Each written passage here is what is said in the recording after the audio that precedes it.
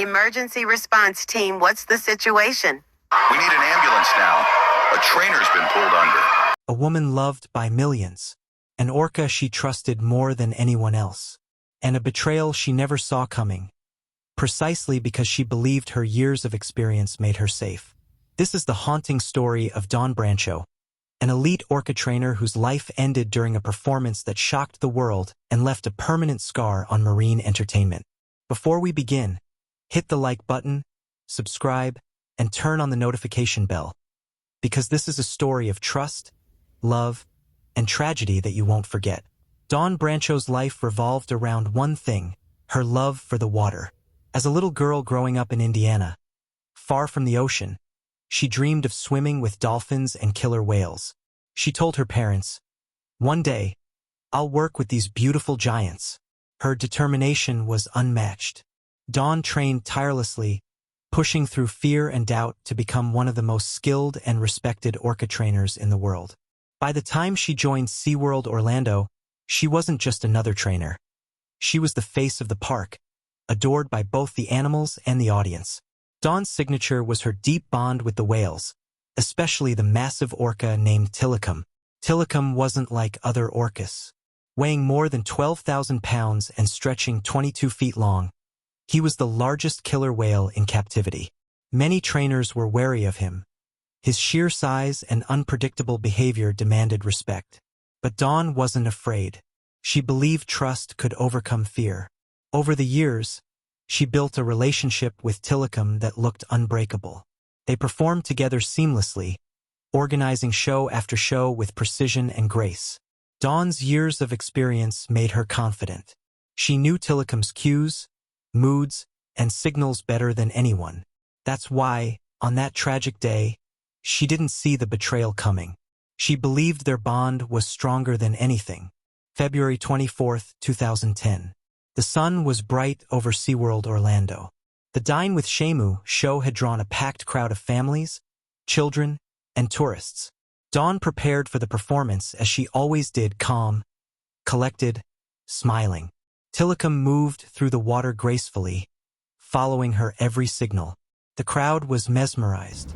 Parents snapped photos, children cheered, and cameras rolled. The show unfolded flawlessly until the final moments. As Dawn crouched near the pool's edge to cue Tilikum for the finale, everything changed in an instant. With terrifying speed, Tilikum lunged forward, clamping his jaws around her arm and yanking her into the water. For a few seconds, the audience clapped, thinking this was part of the show. But as Dawn struggled, their applause turned to gasps, then to screams. Tilikum thrashed her with violent force, diving deep, resurfacing only to drag her under again. Trainers on the sidelines desperately tried to intervene, blowing whistles, shouting commands, banging on the water, but nothing worked. The massive orca ignored them all. For 20 agonizing minutes, the battle raged on, while horrified spectators, including children, watched helplessly. By the time rescuers pulled Dawn from the water, she was gone. The woman who had trusted Tilikum with her life had been killed by him. News of Dawn's death spread around the world like wildfire. How could this happen to one of SeaWorld's most experienced trainers? At first, investigators speculated. Was Tilikum hungry? Was there a miscue in the routine? Did something startle him? But as they dug deeper, a disturbing truth emerged. Tilikum had a history of aggression. He had already been involved in 2 previous deaths. SeaWorld knew about his violent past, but these warnings had been hidden from the public. For the park, Tilikum was their biggest attraction. He brought in millions and the risks were ignored.